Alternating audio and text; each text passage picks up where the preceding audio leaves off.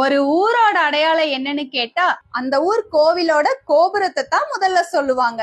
அப்படிப்பட்ட கோபுரம் அமைக்கிறதுக்கு அடித்தளமா இருக்கக்கூடிய ஒரு பூஜை தான் நம்ம சூலூர்ல புதுசா கட்டிட்டு இருக்கிற காட்டூர் மாகாளியம்மன் கோவில்ல நடந்ததுங்க. வணக்கம் சூலூர் மக்களே.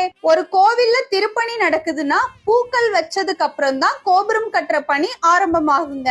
அம்மன் சிரசுக்கு மேல கற்பகிரகத்தோட மையத்துல வைக்கிற புனித கல்ல பூஜை செஞ்சு வைக்கும் சடங்குக்கு பேர் தான் பூக்கள் வைக்கும் நிகழ்வுன்னு சொல்லுவாங்க.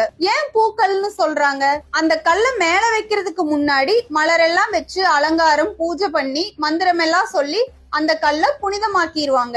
அதுக்கப்புறம் கற்பகிரகத்துல இருக்கிற அம்மனுடைய சிரசுக்கு மேல இந்த பூக்கல்ல வைப்பாங்க. அந்த கல்லோட அடிப்பகுதியில ஒரு துளைய பொருத்தி அந்த துளை வழியா பஞ்சபூதங்களான நிலம், நீர், காற்று, ஆகாயம், நெருப்புன்னு அதனுடைய சக்தி பூரா கோபுரத்தோட வழியாக இந்த துளை மூலமா கற்பகிரகத்துக்குள்ள இறங்குதுன்னு ஒரு ஐதீகம் இருக்குதுங்க.